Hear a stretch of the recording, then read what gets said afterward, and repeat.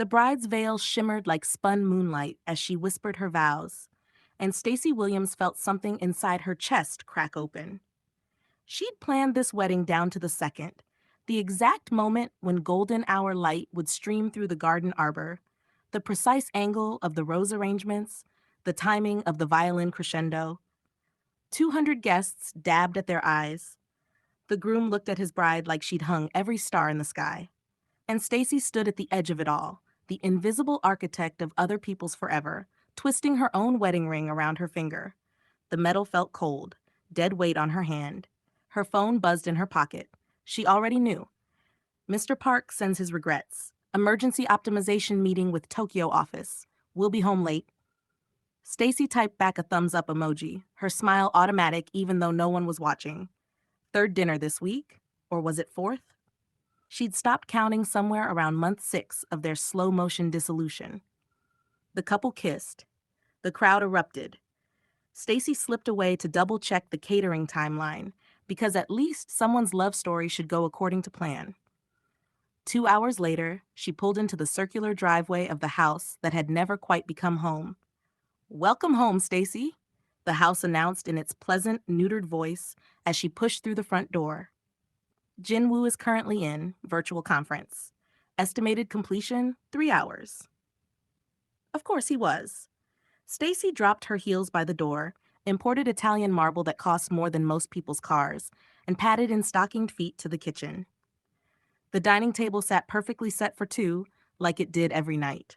Like she couldn't help herself from hoping. She ordered Thai food on her phone, ate it alone at the table while the house, in some automated gesture of mockery, dimmed the lights to romantic ambiance. Stacy laughed. The sound echoed off the vaulted ceilings, bouncing back at her like an accusation. Her phone rang. Not a text, an actual call, from a number that only called for emergencies or guilt trips. "Halmione?" Stacy's voice came out smaller than she meant. "Stacy, ya?" The elderly woman's voice was sharp as a knife. "I'm coming to visit." Stacy's stomach dropped. That's wonderful. When were you thinking?" "Friday. I'll arrive Friday and stay through Valentine's weekend." "Friday. As in 3 days from now." "Oh, we'd love to have you, of course, but Jinwoo's schedule has been absolutely—" "I'm not asking, Stacy. I'm informing you." A pause, pregnant with meaning. "I'm coming to evaluate." The word landed like a death sentence. Evaluate. The inheritance clause. Jinwoo's grandfather's will that gave Halmione power to determine if their marriage was proper and respectful, enough to justify Jinwoo keeping his shares in the family company. If she decided they'd failed, everything went to cousin Minho. Perfect, traditional, married with 3 children Minho. "We're very happy," Stacy heard herself say, the lie tasting like ash. "So happy. Jinwoo and I are, we'll see." Halmione hung up. Stacy sat at her table for two, in her house that talked, in her marriage that had died so slowly she hadn't noticed it stopping breathing. Friday. She had 3 days to convince Jinwoo's grandmother that they were in love. The problem? She wasn't sure they were anymore. If you're loving this already, hit that like button and subscribe. Drop a comment telling me where you're watching from. And trust me, you won't believe what Stacy does next. It's absolutely insane. 5 years ago, Stacy had dumped an entire tray of champagne on the man who would become her husband. It hadn't been intentional. She'd been hired to plan the after-party for TechCon West, and the keynote speaker, some Korean tech CEO, was dying on stage, literally putting people to sleep with his presentation on optimizing user engagement through algorithmic prediction models, slide 79 of what appeared to be a 100-slide deck. Stacy had grabbed champagne from the catering table, intending to offer the poor man a drink when he finished. What she'd actually done was trip over a power cable and drench him head to toe in Dom Perignon. The auditorium went silent. Park Jin-woo stood there, soaking wet, expensive suit ruined, and started laughing. Not a polite chuckle, a real, full-body laugh that transformed his entire face, like someone had flipped a switch and suddenly there was a person behind the corporate mask.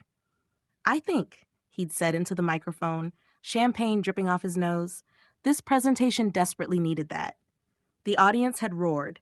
Stacy had wanted to die. And Jin-woo had looked at her like she was the most interesting thing that had happened to him in years. 6 months later, they'd married at a courthouse. No big wedding, Jin-woo thought traditional ceremonies were statistically inefficient. Just them and a judge and a photographer.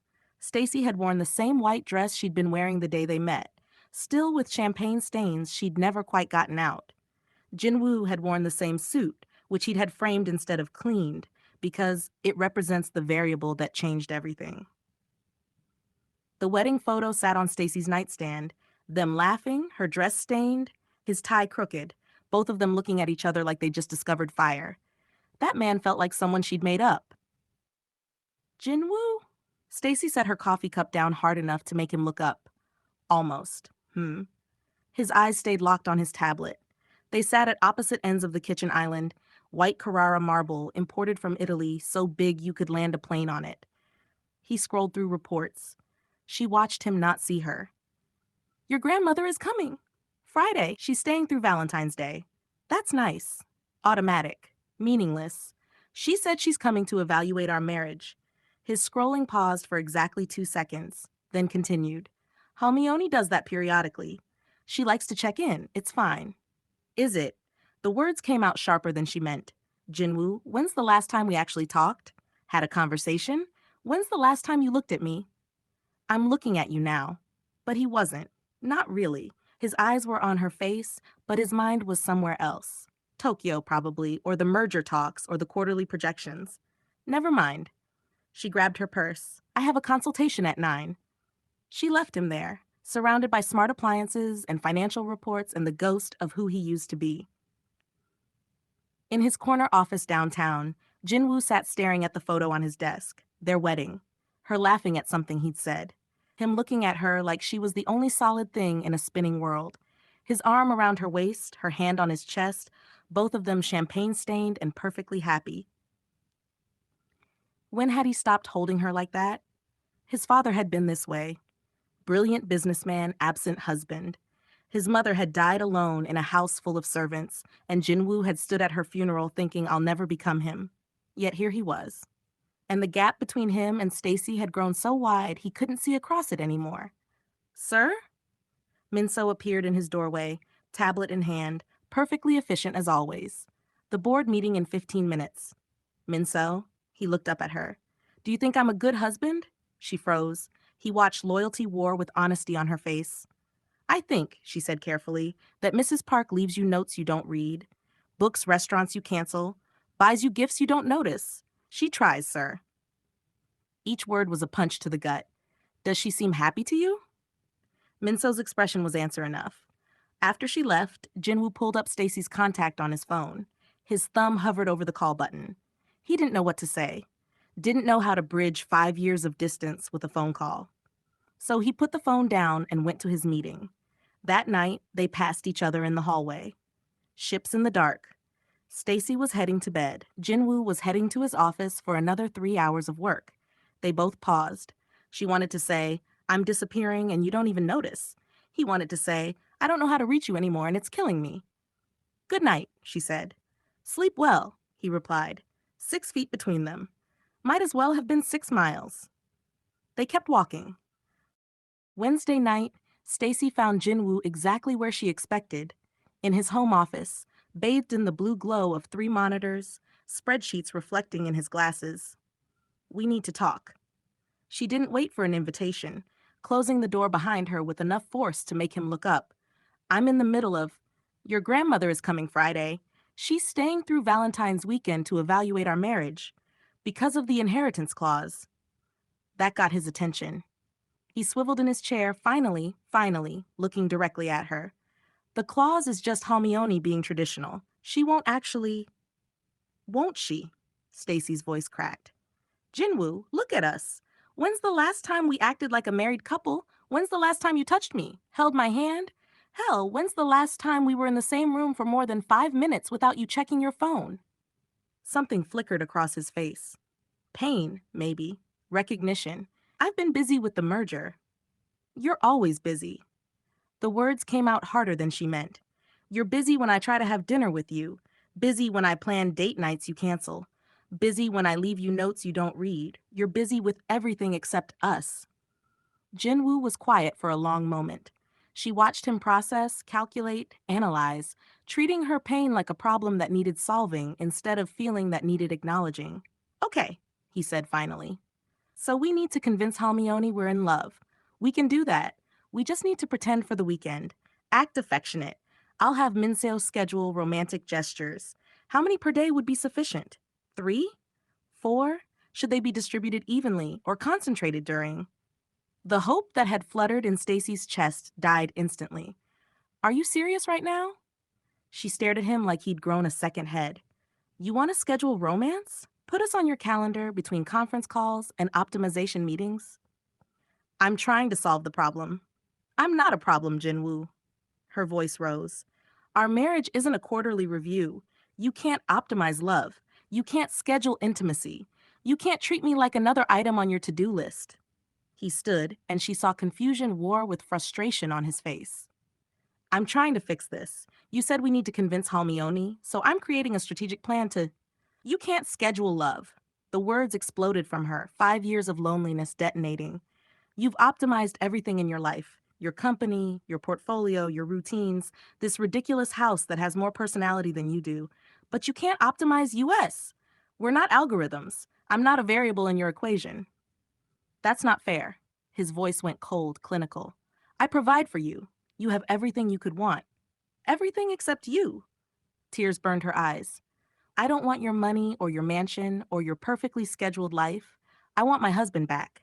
The man who laughed when I dumped champagne on him. The man who proposed with 3 PowerPoint slides because he was too excited to make more. Where did he go? He grew up. Jin-woo's jaw clenched. He built an empire. He gave you security and stability. And forgot I existed. She was crying now, couldn't stop. You know what? Forget it.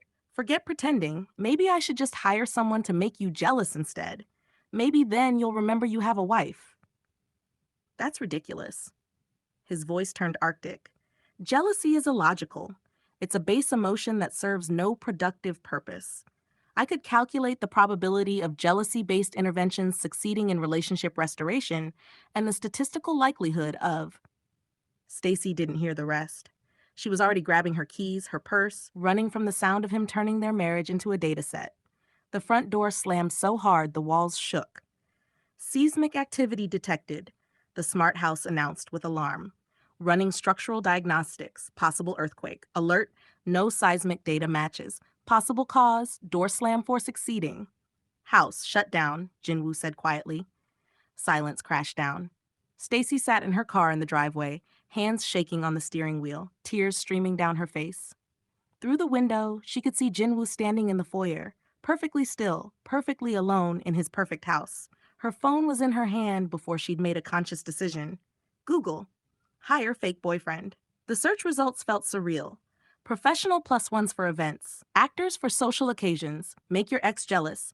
And then halfway down the page, Marco Rodriguez, actor for hire, parties, events, romantic decoys.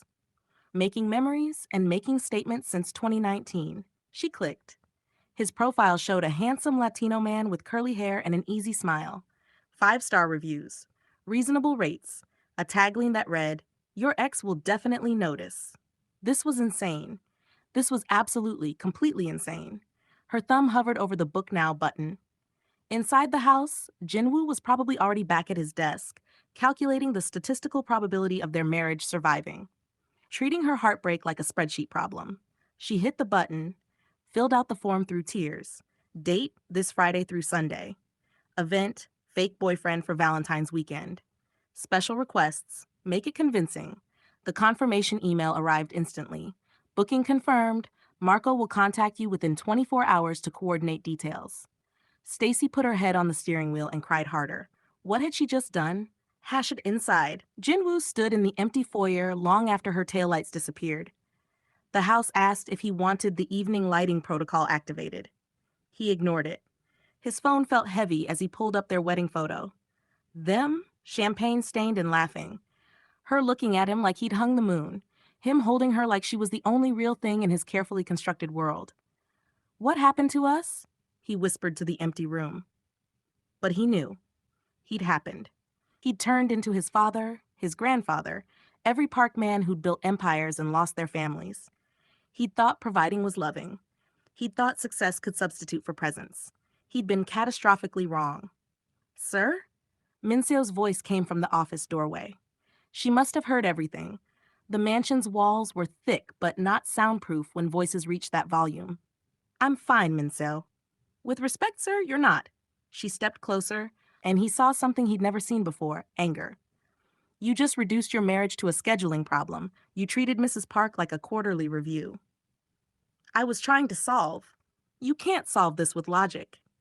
Her voice rose, professional mask slipping. She doesn't need solutions. She needs you to care, to feel something, to be human instead of an algorithm. Jin-woo stared at her. I don't know how. Then figure it out. Minso's voice softened. Because if you don't, you're going to lose her, and all the optimization in the world won't fill that hole. After she left, Jin-woo stood in his mansion and made a decision.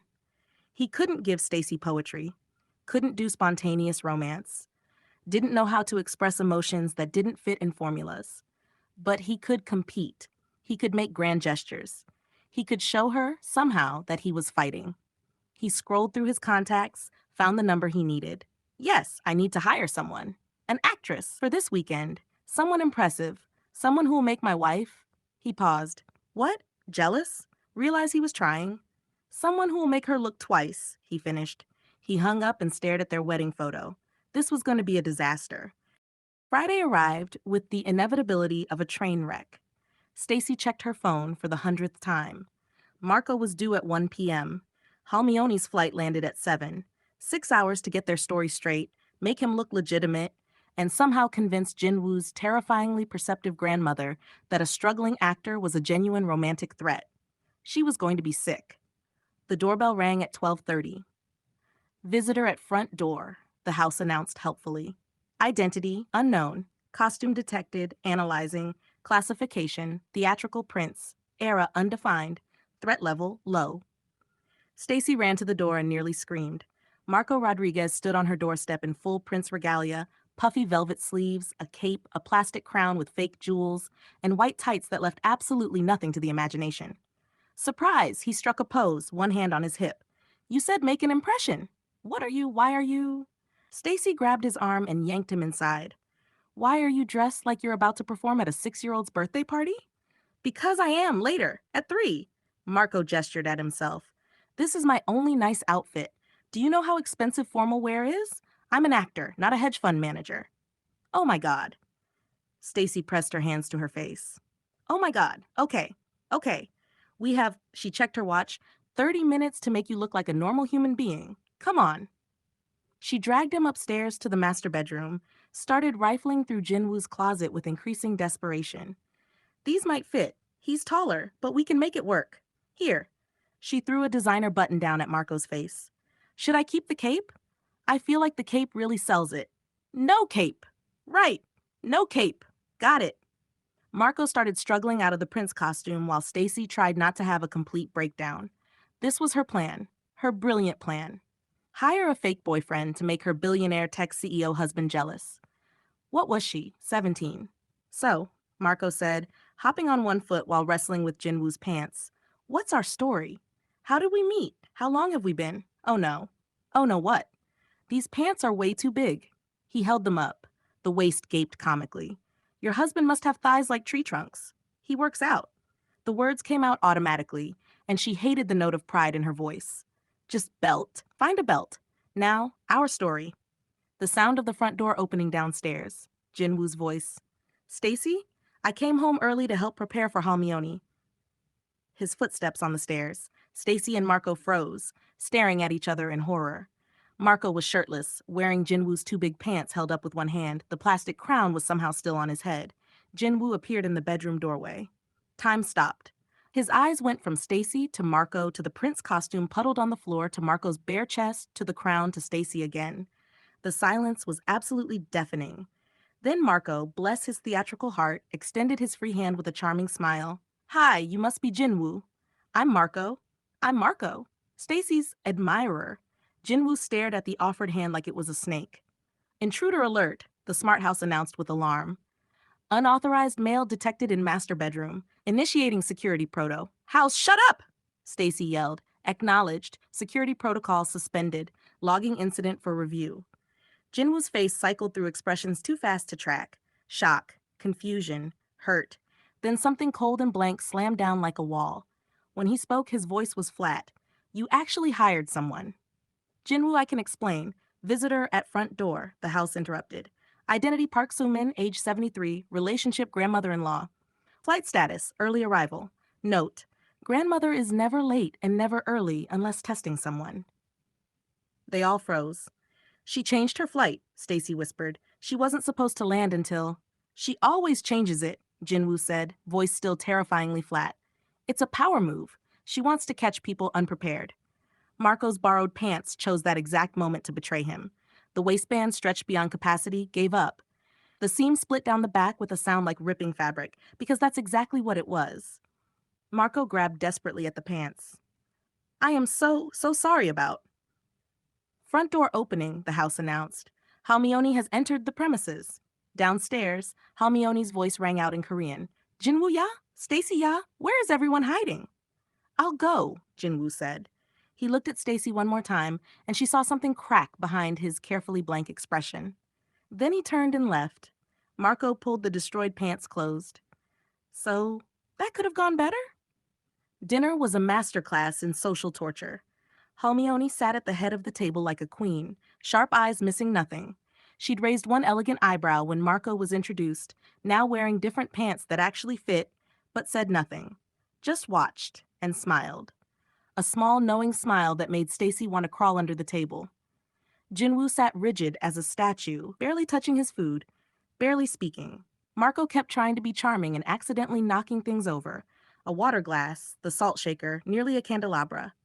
Marco's heart rate, 145 BPM, the smart house announced helpfully. Elevated, categorized extreme stress. Stacy's cortisol levels, critical. Jinwoo's blood pressure, concerning. Recommendation, everyone should breathe. House, Jinwoo said quietly. Privacy mode. Acknowledged, logging data for later review. Halmione dabbed her mouth with a napkin, eyes glittering with amusement. So, Marco C., you're an actor? Yes, I do parties, corporate events, children's entertainment. Romantic decoys? Halmione's smile sharpened. Marco choked on his water. What? No, I would never. The doorbell rang. Visitor at front door, the house announced. Identity, Lee Yuna, actress, age 29, occupation, film and television. Notable works, Winter's Promise, Soul Knights, the... Thank you, house, Jinwoo said, standing abruptly. I'll get it.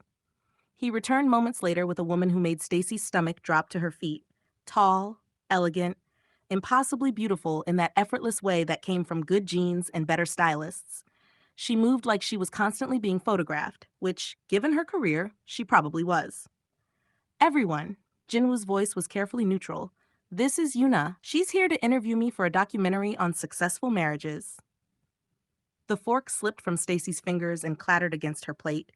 Yuna smiled, all polish and poise. It's wonderful to meet you all. Jinwoo has told me so much about his remarkable achievements. Her eyes swept the dining room, lingered on the art, the furniture, the table settings. Although I must say, the interior design is rather pedestrian for someone of his caliber. Don't you think, Stacy? Marco leaned toward Stacy, voice dropping to a whisper. Hey, don't worry. You're way prettier than her. I mean, in a different way.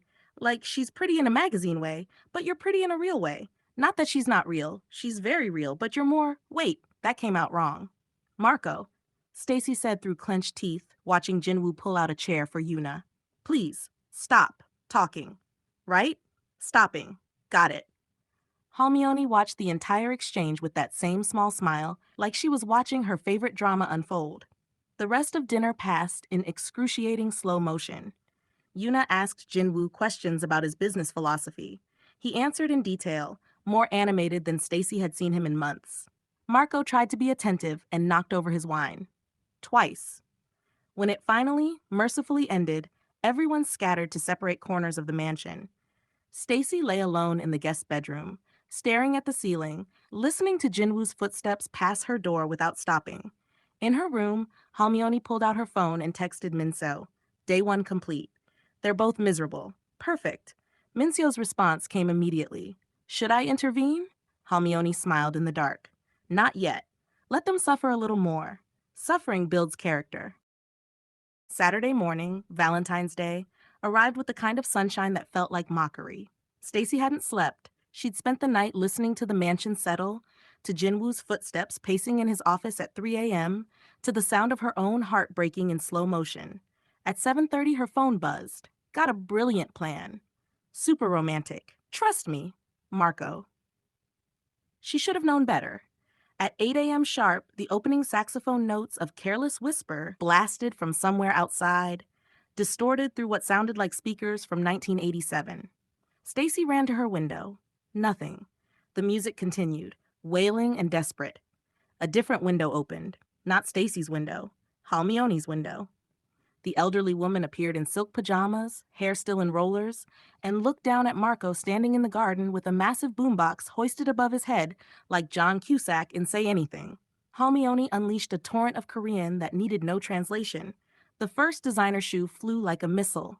Chanel, then its mate, then a Hermes handbag. Projectile objects detected, the smart house announced with alarm. Analyzing trajectory, threat level, moderate, initiating defensive countermeasures. Every lawn sprinkler erupted simultaneously. Marco, soaked instantly, tried to protect the ancient boombox. It sparked, smoked, made a pathetic electronic death rattle, and died.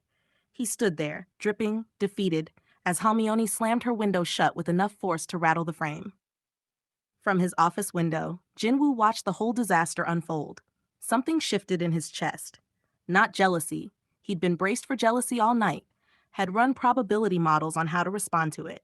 This was different. Worse. Understanding.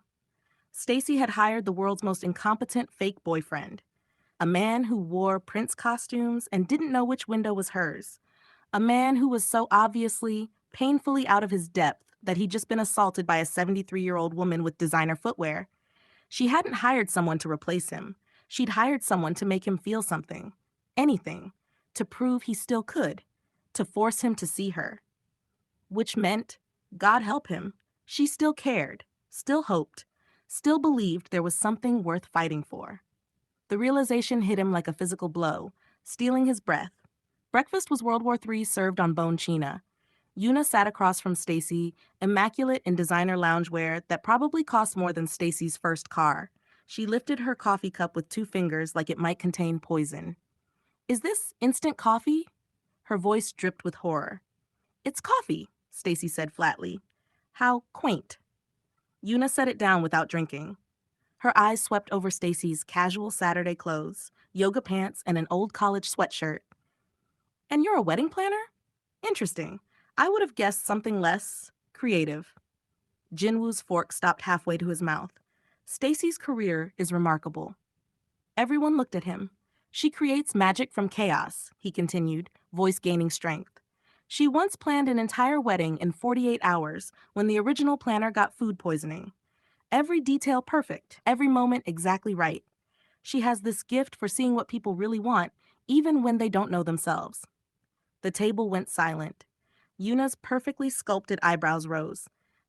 You should tell her that. Jinwoo looked at Stacy, really looked, and felt something crack wide open in his chest. When had he stopped telling her she was remarkable? When had he stopped seeing her at all? Excuse me, Yuna said, standing with a knowing smile. I think I need to make a call. Minseo found Stacy in the kitchen, staring at nothing. Mrs. Park, we need to talk. Minseo, I can't handle. I know about Marco. Minseo's voice was quiet, certain. Stacy's stomach dropped. How I'm the one who told Halmione. Minseo met her eyes. About everything. The fake boyfriend, the actress, all of it. You what? Betrayal tasted like copper. Why would you? Because you're both dying. Minseo's professional mask cracked completely. I've watched you two kill yourselves slowly for 5 years. He works until he collapses. You plan weddings and come home to nothing. You're both miserable and too proud to admit it. So you sabotaged us? I gave you a crisis. Minseo pulled out her phone, showed Stacy a browser history. This is from his office computer. Look. Stacy looked. How to make your wife love you again. Romantic gestures for emotionally unavailable people. Am I a bad husband quiz? Signs your wife is leaving you. How to express feelings when you don't understand them. Is it too late to save my marriage? The searches went back months, hundreds of them, each one more desperate than the last. He's been sleeping at the office, Minseo said softly. Not because of work, because he can't bear lying next to you, knowing how far away you've become. He told me once that seeing you asleep, so close but unreachable, felt like drowning. Stacy's vision blurred. He's broken, Mrs. Park, and so are you. Someone had to. The sound of vehicles outside. Multiple vehicles. Heavy vehicles. They ran to the living room to find Jin-woo directing a team of delivery men leading an actual white horse, a full-size, living, breathing horse, through the front door. What are you doing? Stacy breathed. Jin-woo's jaw was set with manic determination. Princes need horses. Marco only has a costume. I have resources. You bought a horse? I'm making a statement. His eyes were wild. I'm showing you I can be spontaneous, illogical, romantic. I can... The horse, overwhelmed by marble floors and the echo of its own hoofbeats, did what overwhelmed horses do. It defecated, spectacularly, on the pristine white marble. Unidentified biological waste detected, the smart house announced with barely concealed panic. Analyzing composition, classification, equine, volume, excessive. Initiating deep clean protocol. Every sprinkler in the mansion activated. Water poured from the ceiling like a biblical flood. The horse spooked, rearing. Marco ran in from outside, still wet from earlier, and slipped on the marble. Yuna screamed. Designer loungewear ruined. Halmione appeared on the stairs and started laughing. Deep, genuine, uncontrollable laughter. Jin-woo and Stacy ran from opposite directions. They collided in the center of the chaos. His hands caught her waist, steadying her. Her palms pressed against his chest. Water poured down on them both. They froze. For the first time in 6 months, maybe longer, they were touching, really touching. His fingers pressed into her skin through soaked fabric. Her hands felt his heartbeat, wild and racing. Their eyes met.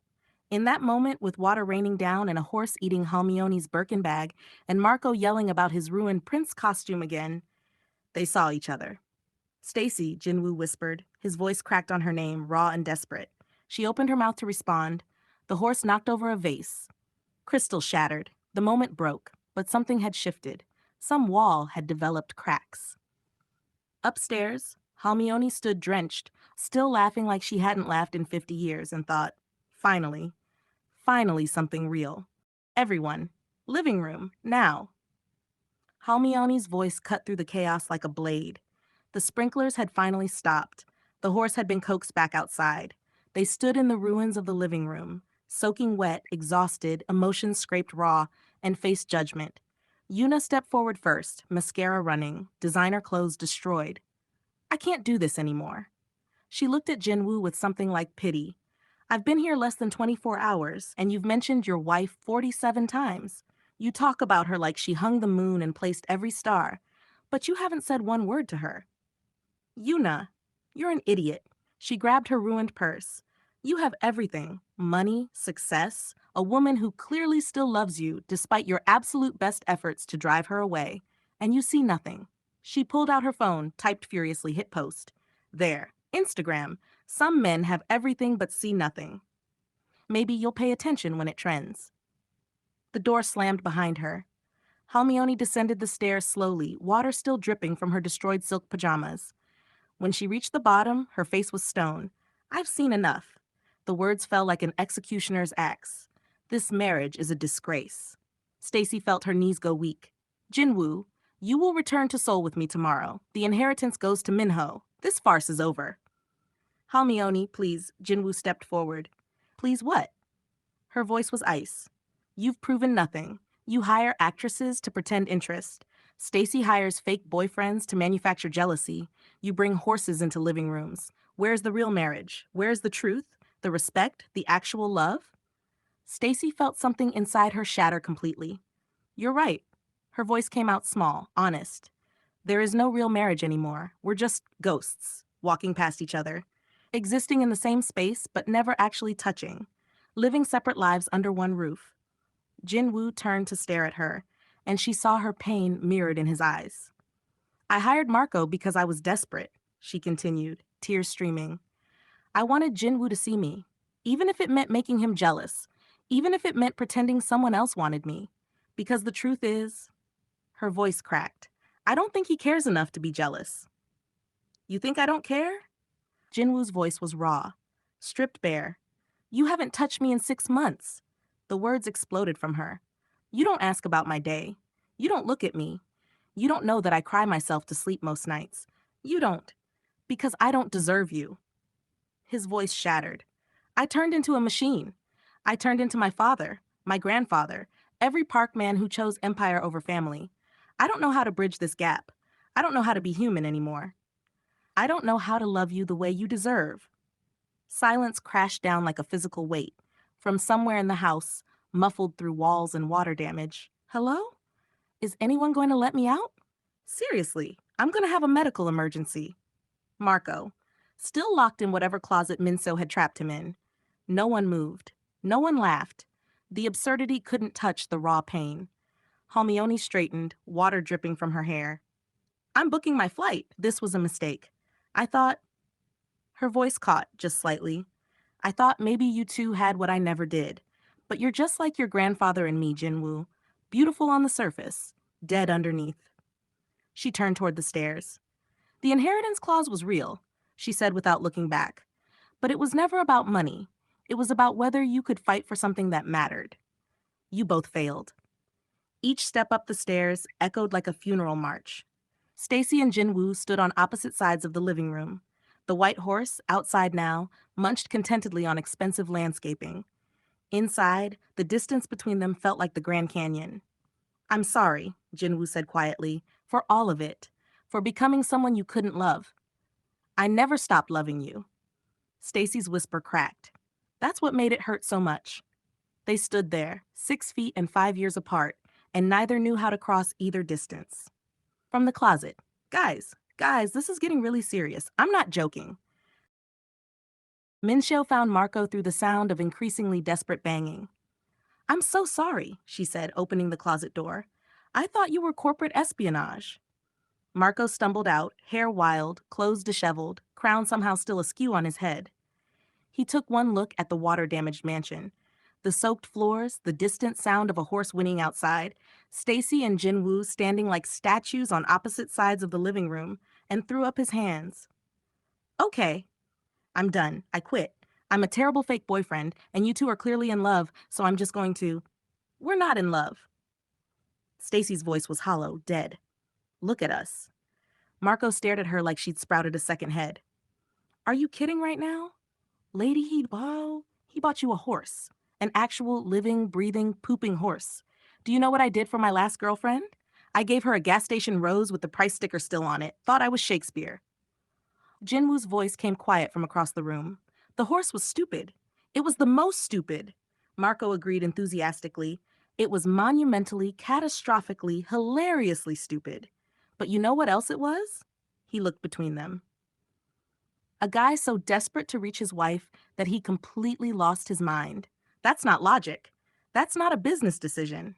That's love, dude. That's what love looks like when it's drowning. The words hung in the waterlogged air. Marco grabbed his soggy jacket. I'm taking the horse. I know a petting zoo in Pasadena.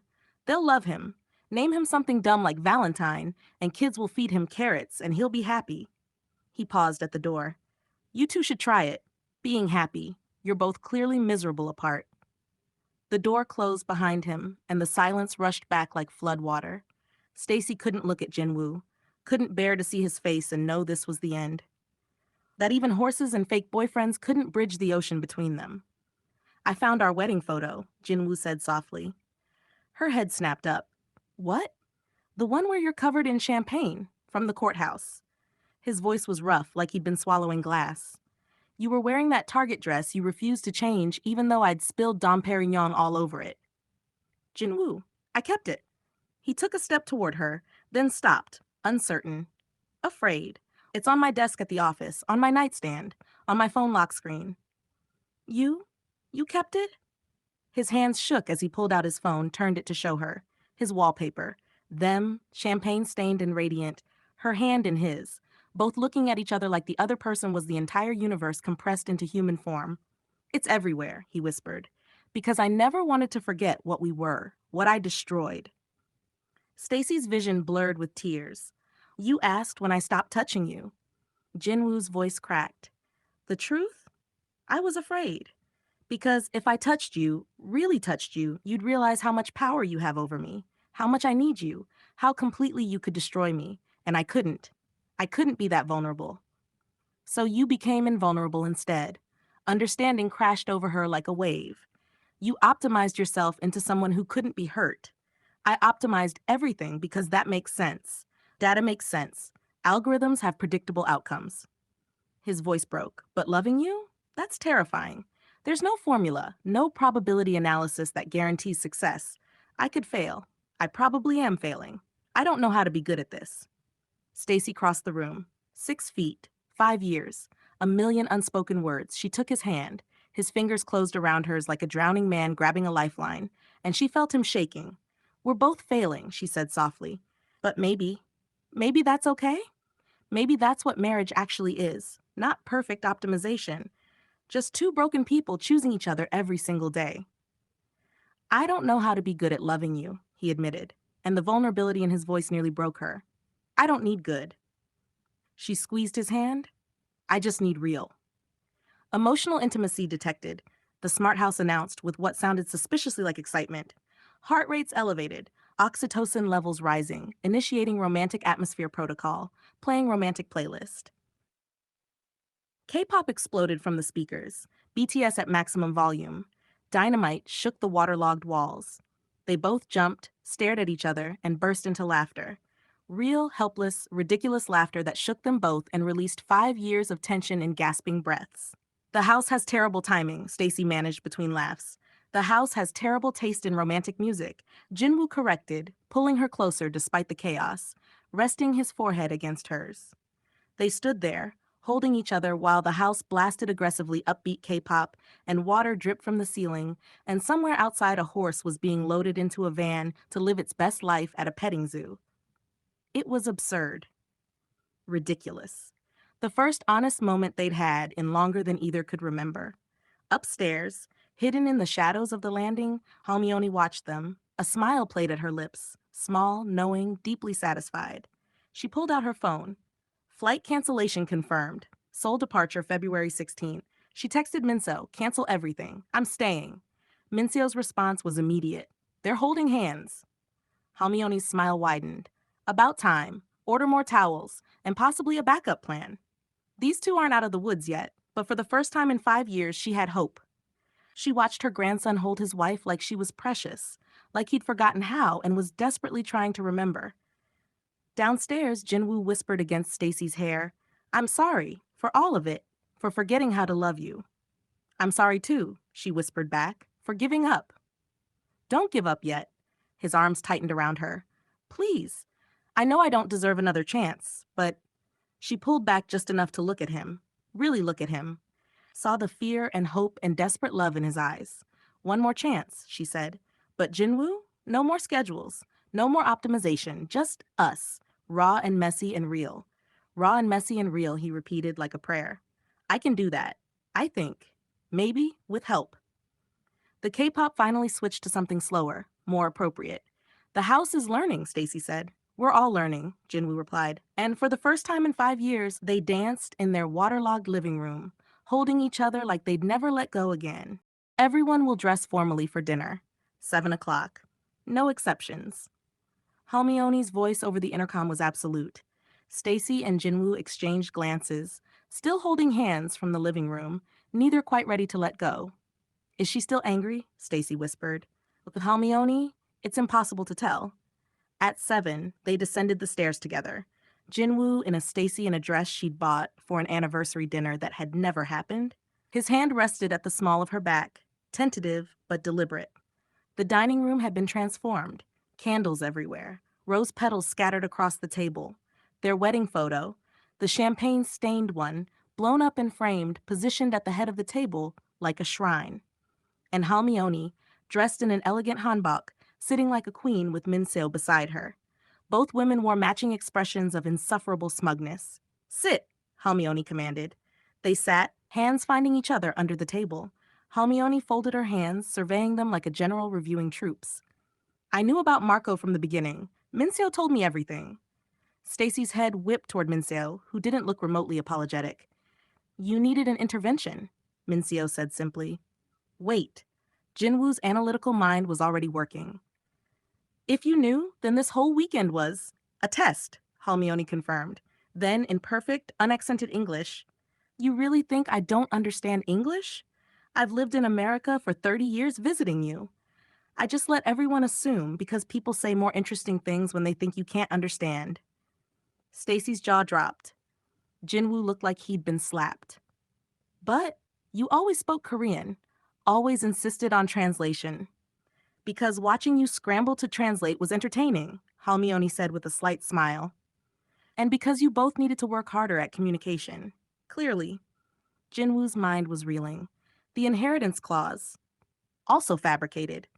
Halmione pulled out her phone, showed them an email from the family lawyer. "Minho gets nothing he doesn't earn. There was never any clause about marriage quality. I invented it." "You manipulated us?" Jinwoo's voice rose. "I gave you a reason to fight." Halmione's voice cracked like a whip. "Without it, you would have continued your polite dissolution for another decade. Eventually divorced, citing irreconcilable differences, which is code for, we were too cowardly to try." She stood, walked to the blown-up wedding photo, touched it gently. "Look at these two people. Laughing, messy, alive, covered in champagne and completely beautifully ridiculous." She turned back to them. "Now look at what you became. Expensive zombies in a smart house with more emotional intelligence than both of you combined." "I appreciate the compliment," the house said. Despite everything, Stacy's lips twitched. Halmione sat back down, her expression softening in a way they'd never seen. "I was married to your grandfather for 50 years, Jin-woo. 50 years of being invisible. He built an empire. I became a ghost. We had wealth, respect, tradition, everything except each other." Her voice cracked, just slightly. "I don't want that for you, Stacy. And Jin-woo, I don't want you to become him. I came here to see if there was anything left worth saving. If you could fight for each other instead of against yourselves." "And if we couldn't?" Stacy asked softly. "Then I would have moved in permanently." Halmione's eyes glittered. "And narrated every moment of your lives until you figured it out or killed each other trying." Jinwoo and Stacy looked at each other in mutual horror. Halmione smiled. "I thought that might motivate you." Jinwoo stood slowly, bringing Stacy up with him. He turned to face her fully, holding both her hands. "Halmione's right. We've been living like robots, like we can algorithm our way to happiness." "The house literally has better emotional intelligence than we do," Stacy agreed. "Thank you," the house said warmly. "I do try very hard." They both laughed and Jinwoo pulled her closer. Then he dropped to his knees. Stacy's breath caught. "Stacy Williams Park." His voice shook. "I've been the stupidest smart person alive. I optimized everything except the only thing that actually matters. Us. I miss you. God, I miss you so much it physically hurts. I miss the way you hum when you're working. I miss fighting about Thai versus Italian food. I miss your terrible singing in the shower. I miss waking up to your face. I miss the way you see through all my bullshit.